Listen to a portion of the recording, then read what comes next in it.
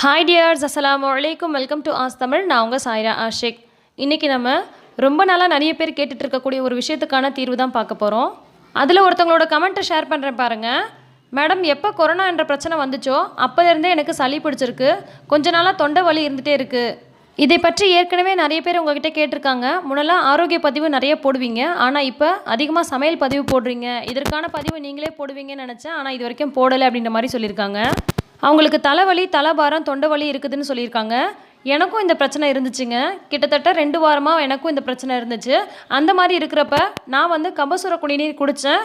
கூடுதலாக நான் இதையும் செஞ்சேன். அதை தான் உங்கள் கூட ஷேர் பண்ணிக்கிறேன். தலைவலி, தலைபாரத்துக்கான மெயின் ரீசன் என்னென்னு பார்த்தீங்கன்னா, சளி பிடிச்சிருக்கும், அப்படி இல்லைனா தலையில் நீர் கோத்துருக்கும். இப்போ நம்ம வேது பிடிக்கிறது மூலிமா இதை எப்படி சரி பண்ணுறது அப்படின்னு பார்க்க போகிறோம். இதை நம்ம சுவாசிக்கிறது மூலிமா நம்ம தொண்டையில் இருக்கக்கூடிய கிருமிகள்லாம் அகன்று தொண்டையுமே பார்த்தீங்கன்னா தொண்டை வலி இல்லாமல் ரொம்பவே ரிலாக்ஸாக இருக்கும்.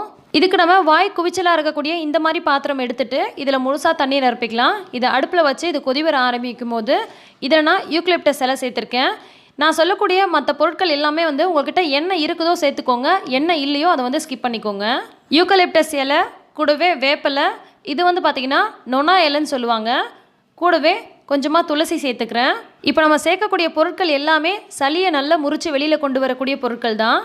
கூடவே கொஞ்சம் போல் முருங்கை கொழுந்து சேர்த்துக்கிறேன். கூடவே ஒரு 4 இலை போல் கற்பூரவள்ளி சேர்த்துக்கிறேன். ஓமவல்லின்னு கூட சொல்லுவாங்க. இது கொஞ்சம் தடிமனாக இருக்கும். ஸோ இந்த மாதிரி கைகளால் 1-2 பிச்சு விட்டு கூட சேர்த்துக்கலாம். கூடவே ஒரு கைப்பிடி அளவுக்கு தூதுவளை சேர்த்துருக்கேன். இது எல்லாமே நமக்கு சளியை முறிக்கக்கூடிய பொருட்கள். இதில் எது இருக்குதோ அதை சேர்த்துக்கோங்க, எது இல்லையோ அதை நீங்கள் ஸ்கிப் பண்ணிக்கோங்க. கூடவே ஒரு கையளவுக்கு உப்பு சேர்த்துருக்கேன், கொஞ்சமாக மஞ்சத்தூள் சேர்த்துருக்கேன்.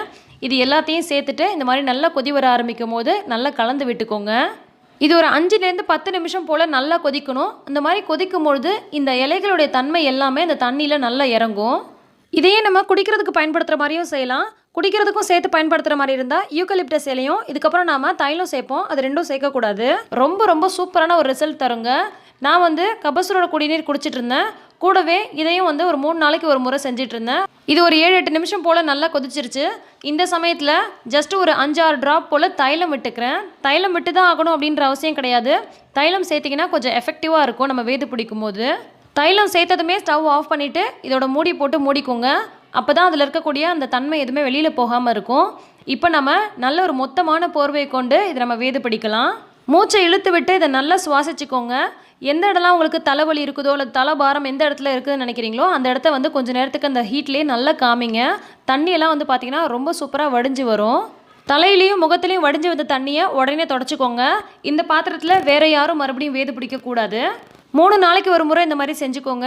1/2 டம்ளர் அளவுக்கு இதுலேருந்து குடிச்சிட்டு மீதம் இருக்கக்கூடிய இந்த மாதிரி வேது பிடிச்சிங்க அப்படின்னு சொன்னால் ரொம்ப சூப்பராக உங்களுக்கு தொண்டை வலி, தலைபாரம், தலைவலி எல்லாமே சரியாக போயிடும்.